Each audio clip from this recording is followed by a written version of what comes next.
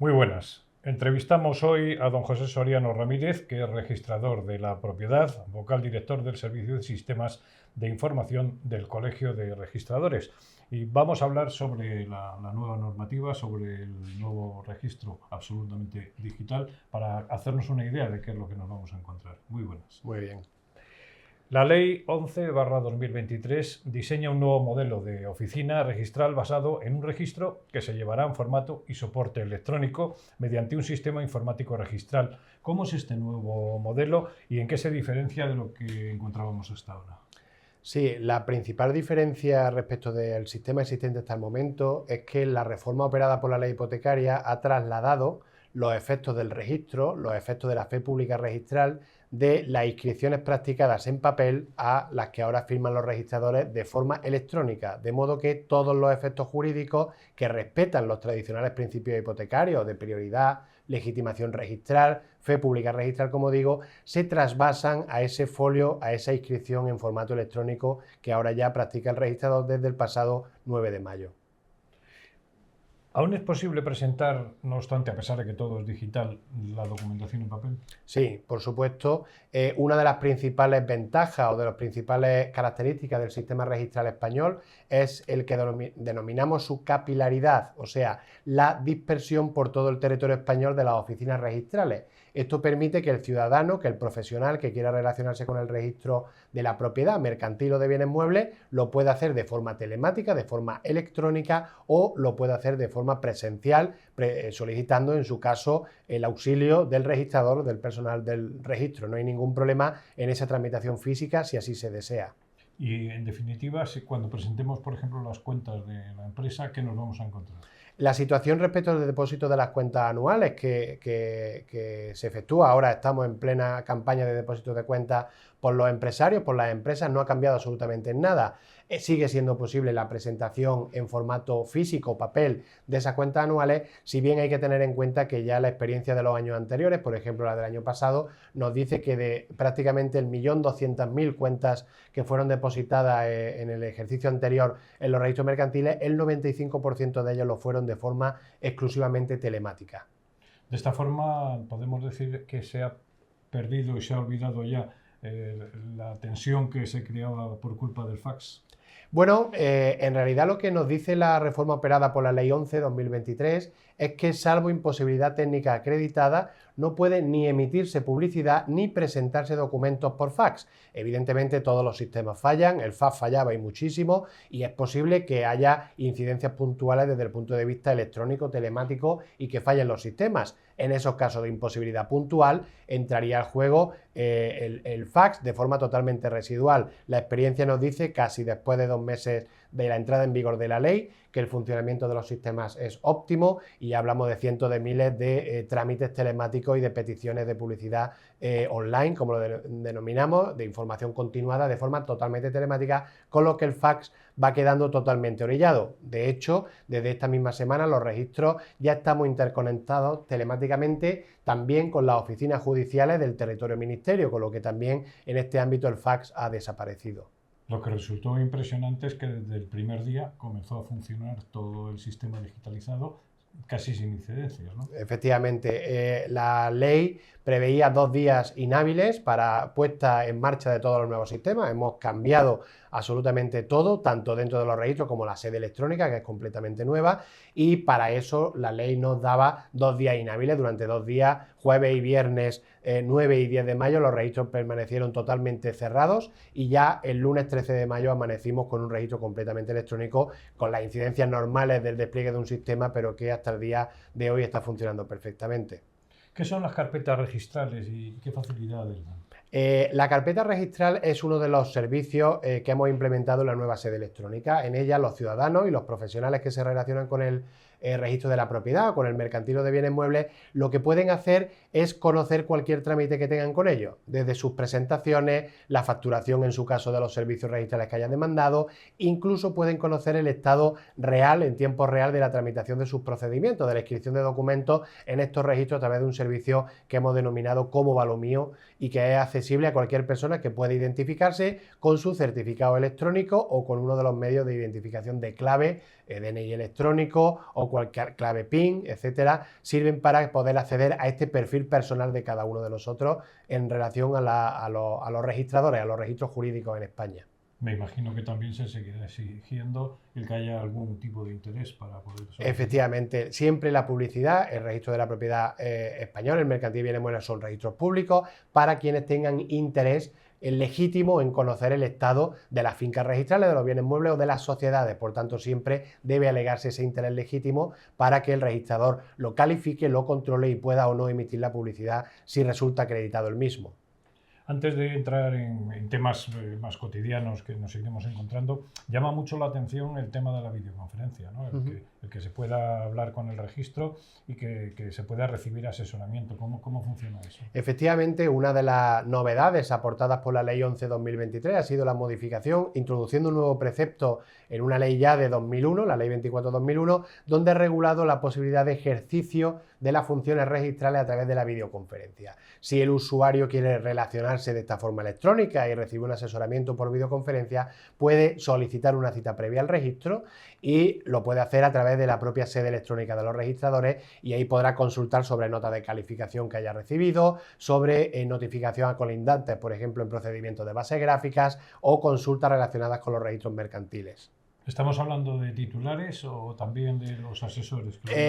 Precisamente está pensado para los asesores, diría yo, también para los ciudadanos, por supuesto, pero son los profesionales los que en numerosas ocasiones tienen trámites fuera de su domicilio o de la zona donde trabajan. Incluso nos encontramos en muchas ocasiones como de las dos partes, una está en Madrid, otra en un pueblo de Barcelona, y al final, en lugar de tener que desplazarse, pueden hacer ese trámite, esa consulta a través de la videoconferencia con el registrador de cada registro, de cada demarcación hipotecaria. Una nueva ventaja para los gestores administrativos.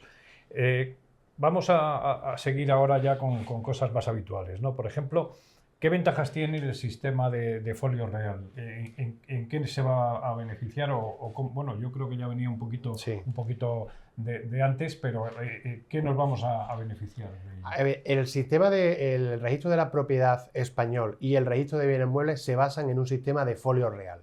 Cada bien tiene una hoja única y solo está inscrita en un sitio. Por tanto, todo lo que le sucede a una finca registral o a un bien mueble siempre lo vamos a poder conocer en el registro en el que esté el mismo ubicado a través de esa técnica que se denomina de folio real.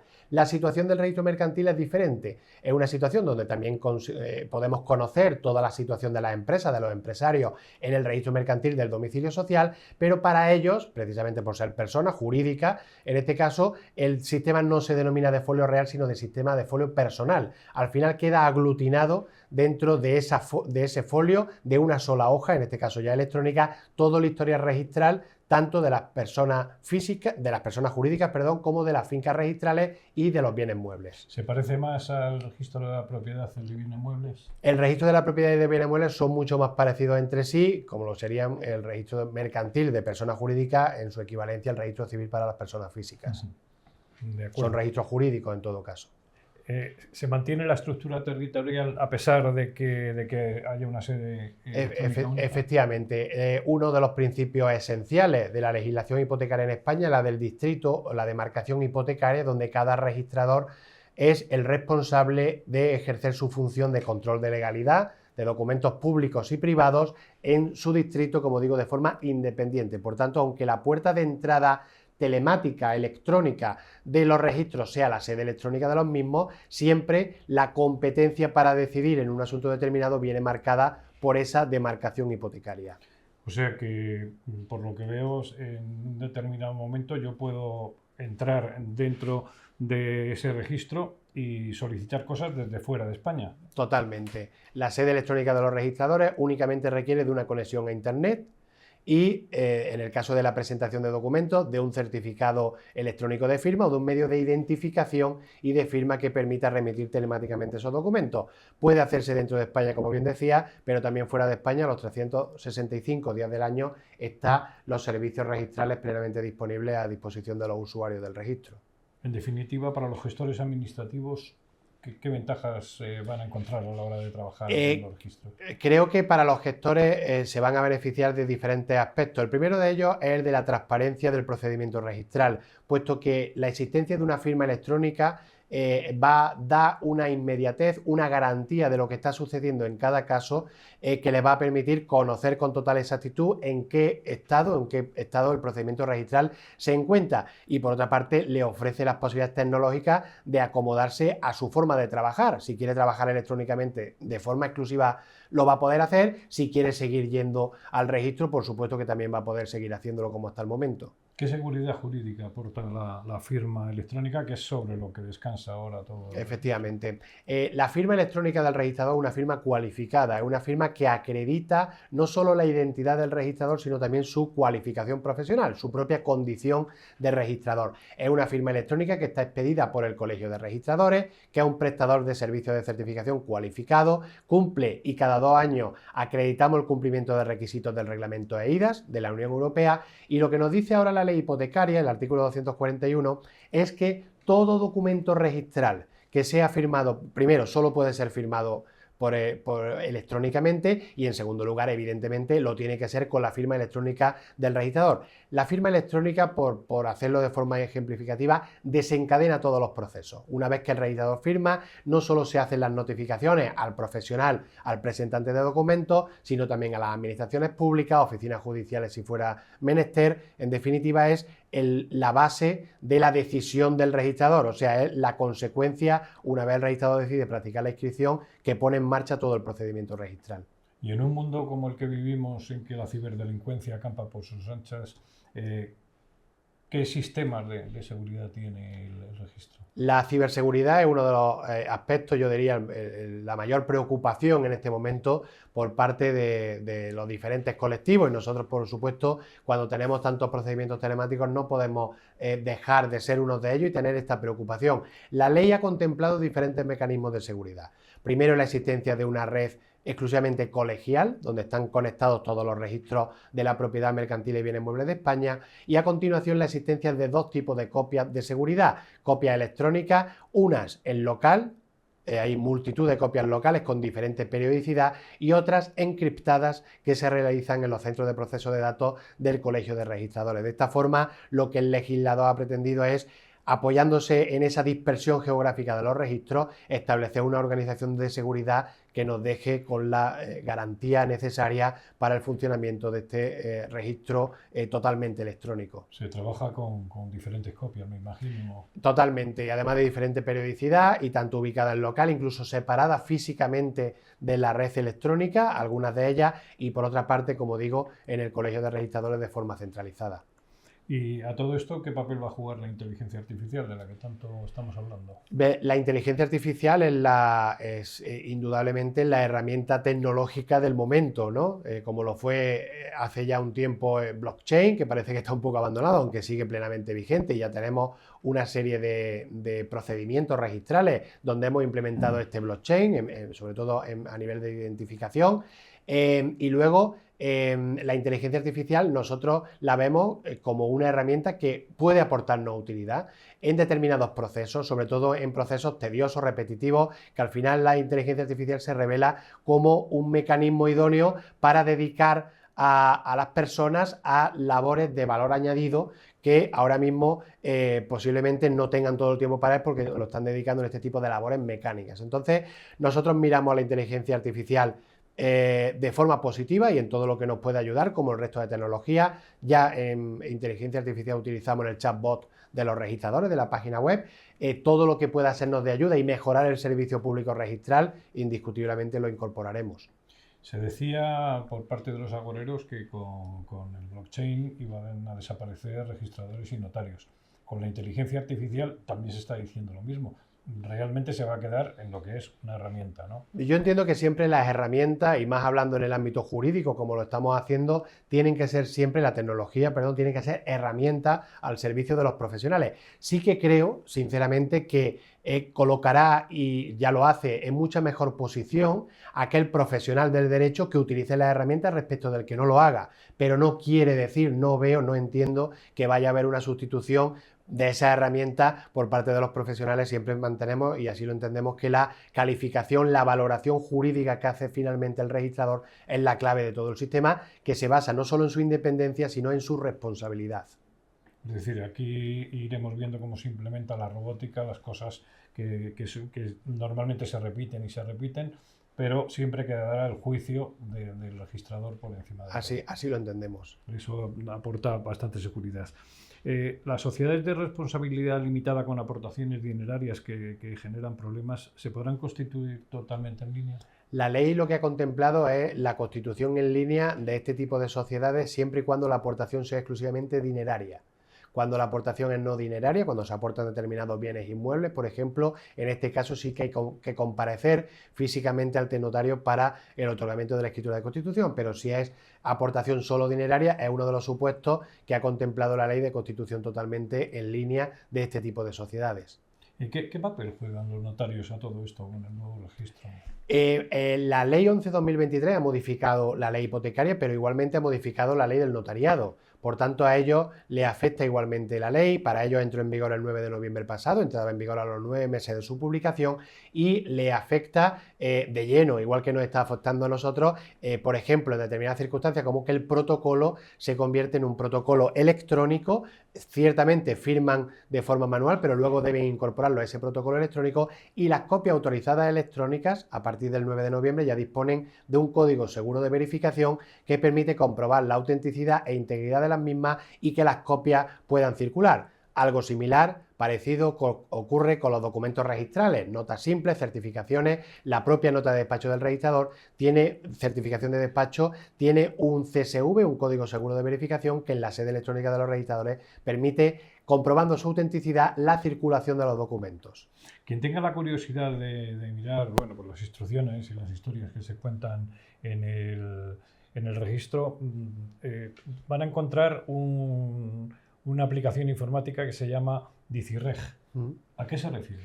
DiciReg es la plataforma electrónica que el Ministerio de Justicia ha desarrollado para el registro civil, donde permite, en la línea que estamos viendo del registro electrónico de la propiedad mercantil y de bienes muebles, permite una tramitación totalmente electrónica de las inscripciones que afectan al estado civil de las personas, así como también la publicidad de los mismos y el acceso por quien tenga interés en acceder a esa publicidad por parte de los ciudadanos, identificándose de forma electrónica. O sea, es el proceso que está siguiendo el registro civil para ir a esa digitalización y registro electrónico que nos ha permitido la Ley 11/2023 a los registros de la propiedad mercantiles y de bienes muebles. O sea que dentro de poquito tendremos también un registro civil también absolutamente digitalizado. Efectivamente. Y daremos otro paso adelante.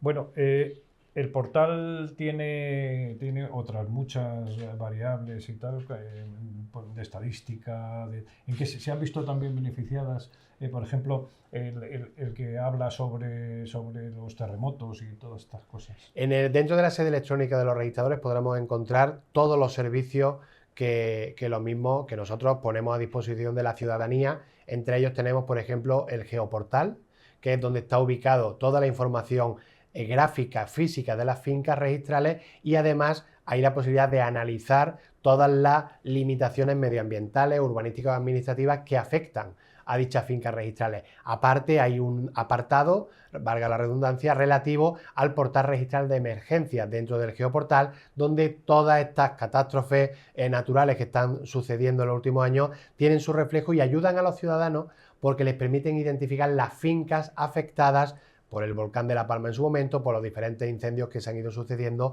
y de forma paulatina el servicio de base gráfica del colegio hace una labor extraordinaria poniendo a disposición de todos los ciudadanos esta información en tiempo real, diríamos, de estas catástrofes naturales que vienen ocurriendo en nuestro país. Aparte de eso, otro de los servicios es el portal de datos abiertos. Aquí el Código de Comercio se ha modificado para decirnos que los registradores tienen que publicar de forma abierta y gratuita determinados datos de las sociedades. La herramienta de digitalización de la Unión Europea así lo impone, así ha sido modificado, y lo que publicamos en este portal de datos abiertos son determinados datos, los que dice la ley, de todas las sociedades que están inscritas en España.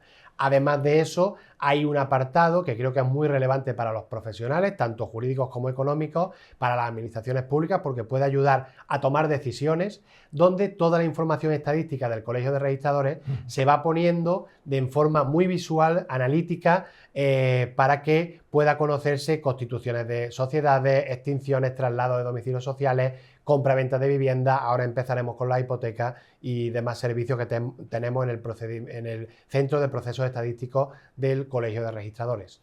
Con toda, y se me está ocurriendo ahora la pregunta, con toda la información sobre la propiedad que tiene el registro, ¿qué aportaciones se pueden hacer a todo este movimiento que hay ahora de comunidades autónomas, de ayuntamientos, de la propia administración del Estado, en torno a las viviendas turísticas? ¿Qué podría aportar el registro? La mayor ventaja, diría yo, que aporta el registro es el hecho de la infraestructura existente y de un sistema jurídico legal que es el que determina la eficacia jurídica de los actos y contratos relativos al dominio y demás derechos reales sobre bienes inmuebles. También este tipo de contratos, indudablemente.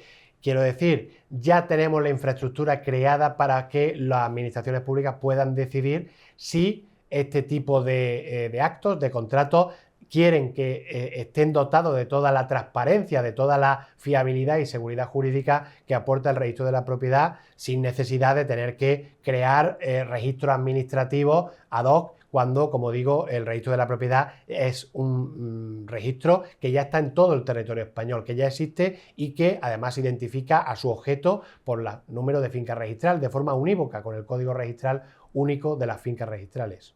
Está claro que sería un paso adelante. Y ya para finalizar, ¿qué papel juegan los registradores en el ámbito concursal? ¿Qué importancia tiene el futuro reglamento de estadística concursal? Yo diría que es un papel bastante relevante partiendo de un dato, como es que el registro público concursal, cuya titularidad es del Ministerio de Justicia, está encomendada su gestión al Colegio de Registradores. Por tanto, todos los actos que se publican en el registro público concursal son gestionados directamente por el Colegio de Registradores, que además tienen una interconexión con los registros mercantiles y con los registros de la propiedad y los registros de bienes muebles, de modo que podamos conocer en cada momento cuál es la situación concursal de los titulares registrales, de las sociedades, en el caso del registro mercantil, y hay multitud de comunicación entre uno y otro, entre los registros y el registro público concursal, y además el hecho de que las oficinas judiciales publiquen todos los actos relativos a los concursos en el registro público concursal nos da las herramientas para conformar esa estadística conforme a lo que prevé la Unión Europea y ponerla a disposición, por supuesto, de las administraciones públicas para que adopten en cada caso las medidas que entiendan oportunas en ese momento. Muy bien, pues vamos a poner aquí el punto final a nuestra conversación. Espero que hayamos aportado luz a nuestros televidentes y sobre todo a los gestores administrativos.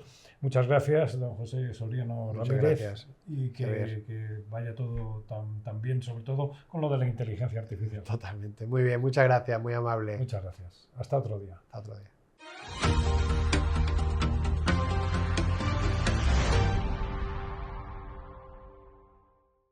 Hoy en nuestro canal de noticias de la Asociación de Gestores Administrativos de España les ofrecemos las mesas redondas del segundo Congreso de Gestores Administrativos organizada por el Consejo General de Gestores Administrativos de España y por el Colegio de Gestores Administrativos de Madrid. ¿Cómo armar los fondos europeos para competir con Estados Unidos y China?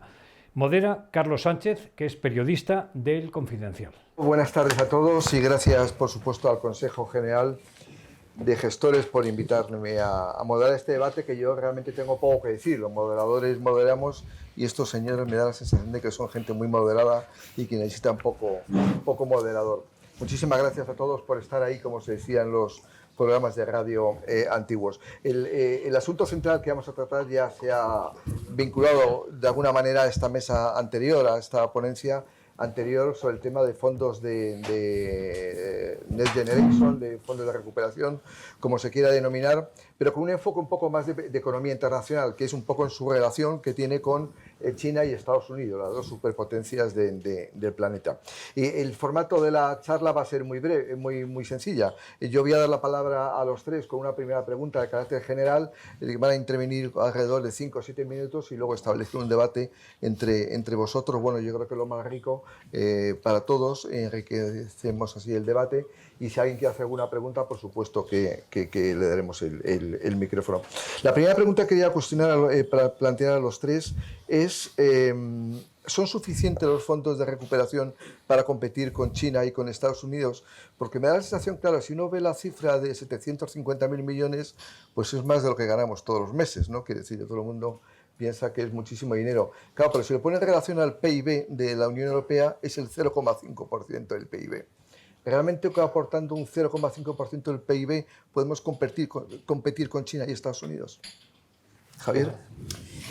Hombre, es evidente. Muy buenas tardes. Muchísimas gracias, Carlos, a todos los amigos gestores administrativos. Evidentemente no es suficiente porque tanto el bloque americano como el bloque chino emplean billones de dólares, no solo ya en materia de inversiones, sino muy especialmente en su expansión internacional, o sea, no solo dentro de sus países, sino que también lo hacen en todas las empresas, en todas las estructuras que tienen en el exterior, tanto en el caso del desarrollo pues, tecnológico, digital, por ejemplo, donde tenemos a Estados Unidos como el principal emisor de inversión neta exterior, directa exterior además, en esa materia, y luego pues en el caso de China, por ejemplo, lo estamos viendo con el vehículo eléctrico, con con tecnologías y con productos concretos donde sus precios son extraordinariamente competitivos. Entonces, tengamos en cuenta que los fondos de recuperación fue un invento muy concreto para una época muy concreta, que era el intentar hacer el estímulo de la economía europea justo en los meses después de la pandemia, que se aprobó relativamente rápido en el mes de julio del año 20 y que luego pues ya cada país tenía que ir implementando. Y ahí es donde nos hemos encontrado pues todos los problemas, los cuellos de botella, cosas que creo que luego después podremos comentar. Entonces, tanto en cuantía como en ejecución, es una herramienta que abre el camino a que pueda existir a futuro una herramienta digamos, de mutualización y también de coordinación entre los diferentes Estados miembros en materia de inversión, y especialmente en materia de inversión y en materia de gasto, que esto es uno de los temas que tenemos también que hacer hincapié. Es decir, no es lo mismo gastar estos 750.000 millones en bienes de inversión que hacerlos en bienes de consumo. Y lo que parece que está ocurriendo en muchos casos es que nos estamos gastando más en bienes de consumo que en bienes de inversión, y por tanto eso no genera crecimiento potencial, no genera crecimiento tendencial a largo plazo. Entonces, ese instrumento, por tanto, abre la puerta a que haya uno distinto y probablemente futuro, pero desde luego ahora han ido los derroteros por otras partes, ¿no? Luego, si os parece, pues podemos comentar cuáles son los instrumentos concretos, desde la suspensión prácticamente, digamos, sine die del marco de ayudas de Estado, de la aplicación práctica del marco de ayudas de Estado, suspendida, digamos, legalmente durante unos cuantos meses por parte de la Dirección General de Competencia, el enfoque, además, de la política de competencia a nivel europeo, lo tenemos también en el presupuesto plurianual, en el marco financiero plurianual, el último que se aprobó, con lo cual ahí es donde se está más o menos intentando crear los instrumentos que hagan que se pueda competir o que se esté en condiciones de competir contra empresas, pero sobre todo contra estados. Aquí tenemos un problema, y con esto acabo, que es competir contra estados, contra la potencia financiera que tiene un estado como el chino y que tiene un estado como el americano, donde con la famosa IRA y con otras cosas ha puesto encima de la mesa más de 2 billones de dólares en menos de 4 años. Rafael, tu turno. Buenas tardes, muchas gracias. Hola, Carlos, ¿qué tal? Yo creo que lo que hay que saber es que Europa no es nadie en inteligencia artificial. O sea, todo lo que se investiga, todo lo que se produce, se hace en China y en Estados Unidos. Algo en Corea del Sur. Algo de semiconductores, no algo, sino mucho en Taiwán. O sea que nosotros estamos alejados de todo ese mundo de la investigación. Ya solo China investiga más, tiene más gasto en I+D en términos nominales que toda Europa junta. O sea, Europa está quedándose atrás. Estados Unidos crece muy rápidamente. China, que no crece al 10% como crecía hace unos años, pues está creciendo al 4%, al 5%. Nosotros pues, crecemos, decían antes, al 0,5% el año pasado. O sea que realmente Europa tiene muchas ventajas. Europa tiene un estado del bienestar tiene una sanidad pública, una sanidad universal, una educación universal. Los europeos estamos muy orgullosos de ser la zona del mundo que más ayuda al desarrollo. Es con diferencia con Estados Unidos, pues donde la gente no muere por armas de fuego. Europa tiene las mejores marcas, tiene Chanel, Christian Dior, tenemos las marcas más interesantes en el comercio de lujo. Pero Europa no está pintando nada, como Japón, que está retrocediendo también mucho, en el concierto mundial, en la importancia de lo que es la economía del mundo. Y entonces, mientras esos fondos no se dediquen en España, pues todo lo que decía Javier es que lo suscribo, pero en el caso de España, donde tenemos una escasez de capital, tenemos una escasez de inversión en bienes de equipo, donde tenemos dificultades en adquirir tecnología porque tenemos un nivel bajo de investigación y desarrollo, estamos muy por debajo del 2% de la media de la OCDE, somos el 1,3%. España tiene poco capital humano. Si nosotros vemos ese crecimiento mayor de España sobre la zona del euro, ese 2,3 o 2,2 que crecimos el año pasado o vamos a crecer este año, ¿por qué crece España?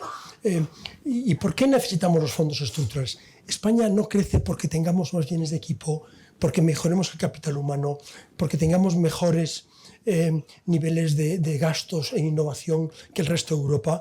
España crece más que el resto de Europa por la población, solo por la población, por el empleo. Cada año entran en España 500.000 netos, o sea, entran 1 millón, pero 500.000 se van y 500.000 se quedan. 500.000 habitantes más. España tiene ahora, yo me acuerdo de aquellos 39,5 millones de habitantes, España tiene ahora 48,7 millones de habitantes. Crecemos a ritmos de 500.000 inmigrantes, la mayor parte peruanos, muchos colombianos, venezolanos, marroquíes, gente que viene a trabajar en sectores de baja productividad. Y la productividad, que decía el anterior ponente, la productividad porque está tan baja en España, pues está por debajo del 30% de la media de la zona del euro. Porque al dividir el PIB, que crece más, al dividir por el número de trabajadores, pues nos encontramos con que el número de trabajadores crece más rápidamente que el PIB. Entonces, nosotros tenemos una productividad muy baja y una renta per cápita mucho más baja que la media de la zona del euro. ¿Y eso cómo se arregla? Pues poniendo el foco en los otros factores de la producción, poniendo esos fondos europeos en el capital, en los bienes de equipo, en la innovación, en el gasto en investigación y desarrollo, en capital humano, en mejorar la formación profesional, en dedicar más gente a lo que realmente demanda el mercado. Por tanto, a mí me parece que es ahí donde hay que poner el foco. Los fondos Next Generation son para la Next Generation, es decir, para formar mejor a los graduados y a los que se están graduando para que puedan competir mejor en los mercados exteriores. Pero frente a Estados Unidos y China, yo desgraciadamente tengo una visión muy pesimista, porque lo ves en los artículos publicados, en las empresas que realmente pintan algo, en inteligencia artificial, y realmente nos quedamos atrás. Santiago, ¿tienes esa visión negativa o una visión positiva? Es un diagnóstico compartido con lo que ha dicho Javier y con lo que ha dicho Rafael. Y a modo de anécdota, hace poco estaba con unos empresarios que venían del sureste asiático y la sensación con la que llegaban a España era decir, oye, miren, ustedes en Europa son una sociedad envejecida, poco competitiva, y el mundo se mueve entre Estados Unidos y China y se están quedando atrás. Y tienen que hacer algo para mejorar la palabra que ha salido en algún momento ya, que es competitividad. Es decir, hay un déficit de competitividad enorme en la Unión Europea y estos fondos, los Next Generation, aparte de que constituyeran una respuesta a una crisis sanitaria y después económica, desde luego venían a transformar nuestro tejido productivo, a permitir que nuestro potencial de crecimiento se incrementara, a que fuéramos capaces de generar empleo estable y de manera sostenida, y en mi opinión, lamentablemente, pues no han respondido a ese fin último que tenían estos fondos. Y cuando uno desglosa y baja al detalle, te das cuenta que, como anticipaba Javier, pues oye, te encuentras mucho gasto corriente que se ha financiado con estos fondos cuando no estaban concebidos para estos. Si uno acude al plan presupuestario de 2024 del Gobierno, se encuentra en la página que hace referencia a los fondos de recuperación, un cuadrito donde viene que hay casi 9.000 millones de gasto corriente. Yo he preguntado por transparencia al Gobierno que me desglosara esas partidas, evidentemente no me lo han contestado, pero es un indicativo del mismo modo que se ha generado gasto estructural y del mismo modo que yo creo que no se han dirigido los fondos a los proyectos más aditivos y más transformadores para ese objetivo último que teníamos y que muy bien apuntabais, tiene que ver con un déficit estructural en I+D, un déficit estructural en competitividad, en productividad, todo eso que nos permite el cimentar nuestras herramientas de crecimiento en el largo plazo. Estamos en un momento procesal en el que prácticamente quedan 2 años y medio para concluir el programa Next Generation, gastado, certificado por AIREF y en línea de lo que tiene calculado la Comisión Europea en términos de contabilidad nacional, lo más aproximado a lo que realmente está gastado son 20.000 millones de euros de los 163.000 que teníamos asignados, y se nos acaba el tiempo. Y tendremos que ir a un siguiente paso, y enlazo con lo que preguntabas, para poder competir, para mejorar nuestro déficit en competitividad con Estados Unidos, con su enorme impulso fiscal ágil y aprovechando todo el potencial que tienen los incentivos fiscales y con mucha menos carga burocrática que tenemos aquí, y con China, tendremos que avanzar y tendremos que contar con otro instrumento, en mi opinión, financiero, pero muy diferente a lo que hemos vivido en estos años. Tenemos que aprender lecciones de lo que ha salido mal, de eso que ha salido en la mesa anterior, problemas de cogobernanza, de contar con el sector privado, de una estructuración burocrática mucho más ágil, porque nos hemos perdido en trámites burocráticos que impiden haber aprovechado todo el potencial, y ese nuevo instrumento irá condicionado por el contexto geopolítico que vivimos, es decir, tendremos que pensar en seguridad y defensa, tendremos que pensar en incrementar nuestras capacidades industriales, en desarrollar nuevas cadenas de valor, en todo aquello que tiene que ver con la industria net cero, con esas tecnologías limpias y a su vez equipos que favorezcan el proceso de descarbonización de la economía, y tendremos que pensar también en el talento, mucho en el talento, en cimentar un nuevo cambio que aproveche todas las capacidades de la digitalización, ese tren que estamos perdiendo. Es decir, hace poco revisaba los datos de los unicornios en el año 2023. Había en torno a 2.700 unicornios. Más de la mitad tenían su sede social en Estados Unidos. El siguiente en el escalón era China, con 373, me parece, sociedades. Es decir, hay un déficit estructural en competitividad que tiene que ver con estas cuestiones de I+D, del déficit en innovación, en inversión que tenemos, pero que también tiene que ver mucho con el talento y la pérdida de capacidad y de talento joven que se nos ha ido en los últimos años, y de capacidades digitales. Cuando uno analiza la configuración de nuestras pequeñas y medianas empresas, también se da cuenta que tenemos un déficit en capacitación de los profesionales que se encuentran en nuestro tejido empresarial en relación con lo que encontramos en Estados Unidos, sobre todo con cifras mucho más potentes. Entonces, hemos pasado casi la mitad del proceso de Next Generation, estamos en la recta final. Yo creo que tenemos que empezar a asumir que no vamos a ser capaces, y hablarlo tranquilamente, es decir, no vamos a ser capaces de absorber toda la cantidad de fondos, ni nosotros ni otros países de Europa que ni siquiera han solicitado los tramos de préstamos.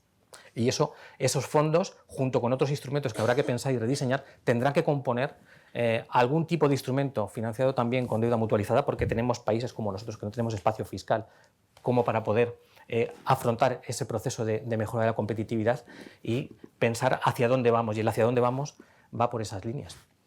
Muchas gracias, Santiago. China es, como todo el mundo sabe, es una dictadura, tiene una economía centralizada, aunque abierta al mundo, se puede invertir en China y, por supuesto, China está abierta al exterior. Pero el gobierno de chino, Pekín, tiene una enorme capacidad, digamos, para distribuir los fondos en todo el país, porque es una economía centralizada. Salvando las distancias, algo parecido puede ocurrir en Estados Unidos, donde el gobierno federal tiene una enorme capacidad de llegar a todos los estados para distribuir los fondos, porque además tiene una ventaja competitiva, es que tienen el mismo idioma y la misma moneda. Por lo tanto, es mucho más eficiente la distribución de fondos. ¿En Europa no veis que hay un problema de diseño de los fondos Next Generation, en el sentido de que se han hecho políticas nacionales cuando probablemente había haber pensado en términos europeos? Yo estoy pensando, si tú le das 1.000 millones de euros a Telefónica es muy útil para hacer su investigación y desarrollo, innovación y para investigar. Pero si en vez de 1.000 millones hubieran sido 10.000 millones de euros para un proyecto entre Deutsche Telekom y Telefónica, ¿no hubiera sido más eficiente? Es decir, ¿no habría que haber hecho un diseño mucho más pro-europeo y menos nacional? Estoy de acuerdo contigo, Carlos, pero ahí nos enfrentamos con una barrera, que es la que tenemos en una parte sustancial de los sectores productivos europeos, que es la soberanía nacional. Es decir, sigue habiendo, por ejemplo, en el caso de las telecomunicaciones, en el caso de la banca, en el caso de la energía, en otros muchos sectores, tenemos mercados que todavía siguen estando compartimentados a nivel nacional. De hecho, si lo que observamos son los datos en los últimos 20-25 años, desde la creación del euro hace 25 años, de las transacciones que se han producido, de las fusiones y adquisiciones transnacionales, lo que veremos es un volumen infinitamente más bajo que el de las fusiones a nivel nacional. Es decir, eso, por ejemplo, que era uno de los caballos de batalla cuando se hace la unión bancaria, después de la crisis del 2008, era intentar posibilitar, crear una unión del mercado de capitales, en general de los mercados financieros, para que tengamos una integración suficientemente razonable y que de esa manera se genere financiación disponible para las empresas, para los sectores productivos, colaboración público-privada, etcétera. Eso, francamente, no se ha conseguido. De hecho, en la comisión ya saliente se ha quedado uno de las partes pendientes de desarrollo del paquete de Unión de Mercado de Capitales, del plan de acción, y lo que estamos viendo, de hecho así lo recoge también el famoso informe Letta, que se publicó hace un mes y poco, dice que los europeos lo que hacemos es invertir nuestros ahorros, siendo el tercer mayor ahorrador del mundo por detrás de China y Japón en términos de PIB, lo que hacemos es colocarlo en los mercados internacionales, no en los mercados europeos.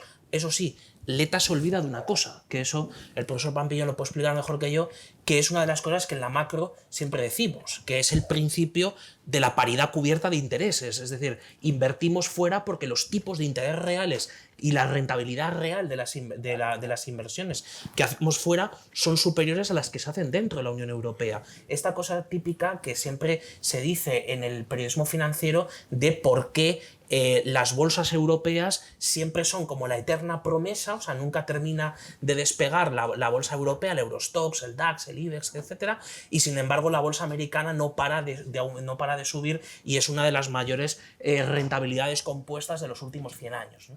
Entonces, la cuestión, por tanto, es mecanismos de coordinación que tienen que ser mucho más efectivos y más eficaces, y en ese sentido ahí siempre damos con el obstáculo de los gobiernos y de su capacidad de intentar retener una parte sustancial de la soberanía en esos países. Un último detalle al respecto es que dentro, por ejemplo, del informe Letta, también lo comenta, ahora conoceremos lo que ha hecho Draghi y otros de los planteamientos para el nuevo colegio de comisarios, es cuando se habla de la idea de los campeones europeos. Esta idea de crear grandes compañías con una financiación amplia es la respuesta que se da a los grandes conglomerados, tanto chinos como americanos. Y como digo, como decía al principio, en todos ellos fuertemente apoyados por el sector público, tanto sea de manera directa o sea de manera indirecta. ¿Cuál es el problema que tiene esto? Que el tamaño no lo es todo. Eso es una de las discusiones, por ejemplo, que las organizaciones empresariales llevan haciendo, y cualquiera de nosotros llevamos muchos años hablando de que hay que ganar tamaño, hay que crecer, la empresa pequeña tiene que pasar a ser una empresa mediana y la empresa mediana a una empresa grande, pero el tamaño no lo es todo. ¿Por qué? Porque, por ejemplo, los últimos números que veíamos en materia de innovación, de producción de innovación en la Unión Europea, los últimos números que hay publicados son del año 2022, lo que vemos es que la mayor parte del crecimiento ni siquiera está ligada al tamaño de la empresa, sino a qué sector perteneces. Entonces, por ejemplo, hay mucha pyme del sector automovilístico donde se está concentrando una parte sustancial de la producción de innovación. Y producción de innovación no quiere decir que ese producto o ese servicio que se genera innovador compita y sea competitivo con respecto a los que se producen en Estados Unidos o en China. Entonces, la teoría de los campeones europeos, si la podemos llamar así, flaquean varias cuestiones, pero para el caso de España tiene una lectura que es especialmente peligrosa, ¿no? Bueno, para España y también para unos cuantos países de Europa, que es que detrás siempre, en estos últimos años además se ha ido viendo, lo que está es la sombra de crear grandes conglomerados, pero donde las cabeceras de esos conglomerados sean o francesas o alemanas. Y por tanto lo que hagamos sea tengamos un problema todavía mayor del que ya hemos tenido del dominio franco-alemán de la Unión Europea después de la salida del Reino Unido. Y por tanto, en ese punto, lo que comentas, Carlos, es imprescindible un mecanismo coordinador infinitamente mejor que el que se ha intentado, incluso el propio que da el marco financiero plurianual, pero teniendo en cuenta algunos elementos que están por ahí, ¿no? Están encima de la mesa y que cosas que son, digamos, originalmente son positivas, se puedan convertir en negativas. Rafa, Santiago. La creación de los Estados Unidos de Europa, eso es lo que planteas, Carlos. Es decir, a mí me parece que es de cajón. Europa sufre competitivamente mucho más que Estados Unidos y China. Nosotros tenemos costes sociales, cotizaciones sociales mucho más altas, costes salariales más altas, costes fiscales más altos. Europa tiene mayores dificultades para competir en los mercados internacionales. Esto que decías de fusiones, cuando salió lo del Sabadell y lo del BBVA, pues mirando, es que no ha habido ninguna fusión intraeuropea dentro de Europa. Es decir, ¿cómo creemos en una unión bancaria donde no hay un fondo de garantía de depósitos común? O sea, hay que terminar esa unión bancaria. Es decir, hay que ir a buscar un ministro de Hacienda para toda la zona del euro. Hubo un Mr. Euro y al final nadie se acuerda de él. ¿Quién era? Era el francés, estuvo al principio, después de Duisenberg se creó un Mr. Euro que era el origen del Eurocofin. Del COFIN. Del Eurocofin. Sí, pues nada, o sea que no tenemos unos Estados Unidos de Europa y lo que tú decías, o sea, no se puede hacer lo que en Estados Unidos, y en Estados Unidos tienen muchísima más flexibilidad laboral, de movimiento geográfico, también por temas del idioma. Es decir, en China ocurre lo mismo. O sea, no estamos poniendo el foco en los Estados Unidos de Europa, ¿no? Incluso pues la extrema derecha, pues que ha salido bastante bien parada en estas elecciones, pues es justo lo contrario de los Estados Unidos de Europa. O sea, hay que ir hacia los Estados Unidos de Europa si queremos realmente competir en esta carrera. Si queremos quedarnos aquí como Disneylandia, como un parque temático, pues ya lo estamos siendo. Y desgraciadamente eso no es lo que podemos dejar a nuestros hijos. Santiago, ¿un comentario? Sí, comparto prácticamente el diagnóstico al 100%. Sí que es cierto, y como decía Javier, el informe Letta termina incidiendo en todas estas cuestiones. Tenemos un mercado único interior que no hemos sabido desarrollar correctamente, entre otras cuestiones, pues por todas las barreras que introducen los gobiernos para reservar determinados privilegios y determinadas cuestiones, que es un reto, desde luego, para la próxima legislatura europea, además del diseño del marco financiero plurianual 2028-2034, que tendrá mucho que ver también sobre cómo evolucionan los fondos europeos y sobre cómo se pagan hasta el 2058 y si conviven con otro instrumento al mismo tiempo. Pero lo que sí que es cierto es que hay un reto enorme y que tiene que ver mucho con las barreras burocráticas y con el tener regulaciones supranacionales, nacionales, autonómicas, que dificultan tremendamente ese desarrollo del mercado interior.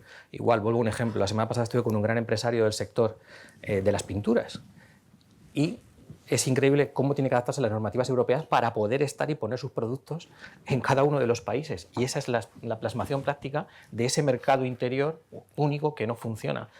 Cuando acudes igualmente a los datos, te das cuenta, el 25% de las grandes empresas, o solo el 25%, de las grandes empresas son capaces de exportar online a otros países dentro de la Unión Europea. Ese margen o ese porcentaje se reduce al 10% en el caso de las pymes. Es decir, tenemos un mercado interior que no hemos sabido aprovechar y unir de la manera adecuada durante todos estos años. Del mismo modo que yo sí que comparto la opinión de que necesitamos determinadas construcciones transnacionales, transfronterizas, de grandes grupos empresariales, sobre todo en esas áreas importantes. Defensa es un gran ejemplo, donde tenemos una gran empresa como Airbus, competitiva, que es capaz de desarrollar cadenas de valor allí donde está instalada.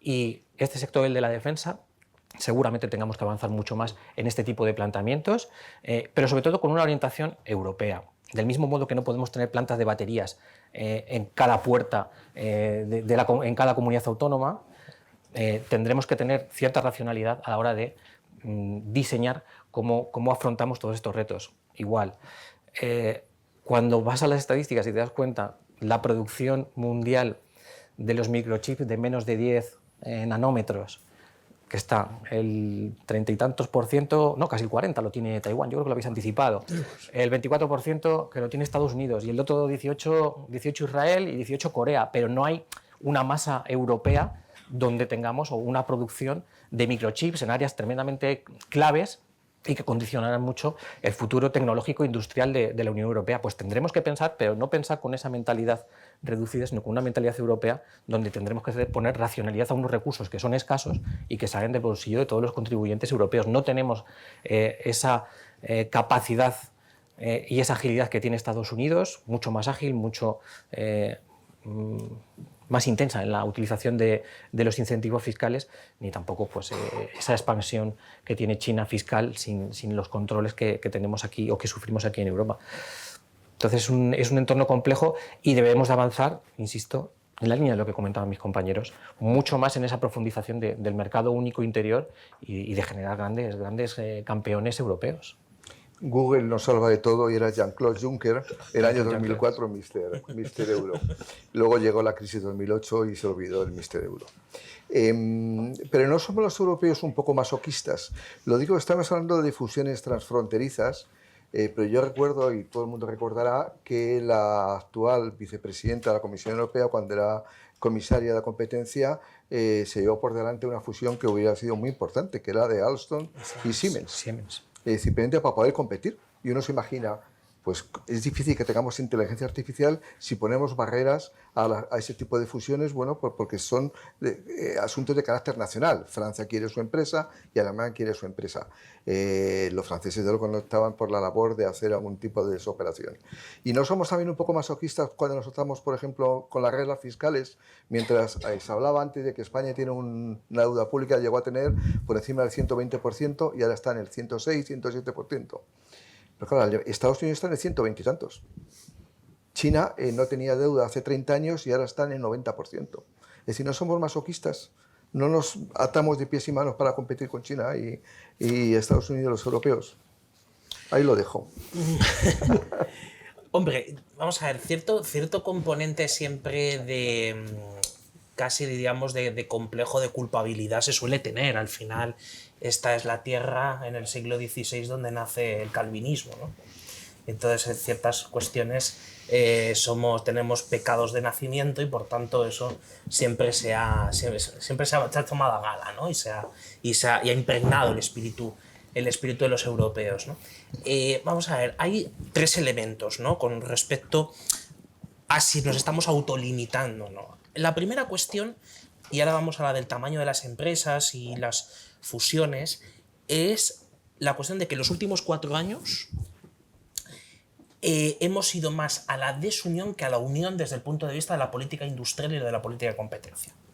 O sea, a la hora de generar empresas y de colocarlas en los mercados exteriores, de generar competitividad en la economía europea, hemos ido para atrás y no para adelante. ¿Por qué? Porque en el momento en el que se suspende, y primero de manera formal y después en términos prácticos, el mecanismo de ayudas de Estado, se abre la veda para que aquellos países que tienen más recursos financieros puedan ayudar más, puedan aportar más a sus empresas de aquellos que no lo tienen. Solamente en el año 2022, el último reporte que sacaba la Dirección General de Competencia de la Comisión Europea, en el 2022 se concedieron alrededor, digo así cifras redondas, 270.000 millones de euros en ayudas de Estado autorizadas, de las cuales el 30% fue Alemania y el 20% fue Francia. Con lo cual, estamos viendo cómo las dos principales economías de la zona euro lo que están haciendo es volcarse, están ayudando de una manera voluminosa. Luego ya ya veríamos los resultados. Es decir, si los resultados... Coincide con su peso en el PIB. Exacto, y coincide con su... Exacto, si es que todo cuadra, ¿no? Todo cuadra. Y entonces la cuestión es que ahí tenemos cómo estas economías que tienen más capacidad para poder ayudar, para poder hacer, tanto sean en forma de desgravaciones fiscales, en forma de créditos directos, en forma de entrada directa en el accionariado de las compañías, a la hora de fusionar, a la hora de generar facilidades financieras, están en cabeza. Por tanto, al resto se les ha permitido ciertas operaciones, por ejemplo, en el caso de España, con el rescate que se hizo de algunas compañías que hizo la SEPI, y luego en los tiempos posteriores, con algunas ayudas concretas, se las ha permitido, porque obviamente si se le permite a Francia y Alemania, pues lo mismo pasa con España. Ojo, en algunas cosas no tanto. Es decir, que aquí sigue habiendo una doble vara de medir, igual que Francia y Alemania fueron los dos primeros que incumplieron las reglas de Maastricht en el 2003 y el 2005, y a los demás se les impuso un castigo muy duro. En este caso pasa algo parecido. Con lo cual, primera cuestión, estamos generando una descompensación, ¿no?, de aquellos países que sí pueden ayudar, otros que no. El segundo elemento está a la hora de coger, a la hora de permitir estos mecanismos de fusiones o de que haya operaciones entre diferentes países. Y entonces, concretamente, el caso que comentabas, Carlos, de la fusión Alstom-Siemens. El problema es que generabas un gran operador a nivel internacional, pero ese gran operador, en realidad, lo que estaba haciendo era, entre comillas, comerse a todos los operadores europeos que estaban en ese mercado, porque una parte sustancial son o clientes o son socios en algunas líneas, en la producción de algunos de los trenes. Entonces, lo tenemos ahora con el caso de Talgo, por ejemplo. O sea, Talgo te viene una empresa húngara, muy probablemente detrás de ella capital ruso. ¿Qué haces ante eso? Es decir, ¿cuál es la vara de medir, o cuáles son tanto las causas como las consecuencias que tienen ese tipo de operaciones? Y entonces, ahí es donde esto ha sido, si me permitís la expresión, el ejército de Pancho Villa. Es decir, cada uno va por su lado. En la banca no se ha conseguido hacer nada, en la industria aseguradora muy poco, en la industria del automóvil también de una manera bastante limitada, pero es que el año pasado, que tuvimos la gran batalla de la reforma del mercado interior de la electricidad, es que no hay mercado interior de la electricidad. O sea, no hay precios comunes, no hay infraestructuras, no hay interconexiones, no hay nada. Por tanto, seguimos cada uno por su lado, y alguno de vez en cuando pues te viene el Estado italiano y te compra una compañía en España. Pero quitando ese tipo de cosas no tienes más. Y entonces, eso por tanto es un elemento complejo. Y luego, por último, está mis dudas, las comentábamos antes, sobre la efectividad de que solamente por ser más grande vas a competir, va a ser condición necesaria y suficiente para competir con las compañías americanas y chinas. Entonces, por ejemplo, empresas que no son tan grandes, tipo Nokia y Ericsson, por ejemplo, vamos a poner en el caso del despliegue del 5G, estas compiten en China. Y dentro de lo que es de lo poco que se les deja, que tampoco se les deja mucho competir, están compitiendo. Y son grandes compañías, cada una dentro de sus países, pero que habían pasado por un proceso de reestructuración, por ejemplo en el caso de Nokia, que fue bastante relevante, hasta incluso dividir la empresa, es decir, se quedaron con redes y dejaron la fabricación de dispositivos, etc. Entonces, tenemos en cada país, y precisamente su existencia de grandes, pero especialmente de medianas y de pequeñas compañías, son las que han permitido que individualmente y en términos agregados la Unión Europea sea, en total de la Unión, pero especialmente la eurozona, sea un gran ahorrador frente al exterior. Es decir, tenemos un superávit de nuestras cuentas exteriores extraordinario. Y en ese sentido, el problema que tenemos es cómo hacemos que esto sea aún más grande, más efectivo, que nuestra deuda externa la sigamos reduciendo, por ejemplo, el caso de España, que nuestra inversión directa exterior sea cada vez más importante, pero al mismo tiempo nos quitemos algunas de las debilidades estructurales, tanto en el caso de la financiación como en el caso de la tecnología y de la posición de competencia frente a los dos bloques. Santiago, Rafa, muy brevemente os quiero hacer una última pregunta, que estamos ya un poco mal de tiempo. Rafa, ¿algún comentario? Pues lo mismo que antes, es decir, si tuviéramos un tesoro común y un ministerio de Hacienda común y una deuda pública común, ya se da un paso con estos fondos Next Generation, al mutualizar la deuda, al hacerla mancomunada, es un paso hacia esa dirección. Y disentir un poco en el tema de las empresas grandes. España tiene 5.000 empresas grandes. Proporcionalmente España tiene, proporcionalmente al tejido empresarial, tenemos muchas menos empresas grandes en porcentaje que Alemania, Francia, Italia. Y ellos son más ricos. Y los países ricos tienen muchas empresas grandes. Y se les trata bien a las empresas grandes. Y yo creo que sería más fácil en esos Estados Unidos de Europa tener empresas grandes. Es decir, a nadie le importaría que hubiera una fusión bancaria de un banco español con un banco holandés. Es decir, habría que intentar que esa dirección que se ha iniciado con la mutualización de la deuda, me parece un paso importante, se siga. Santiago. Por complementar algo más, que está muy completo todo.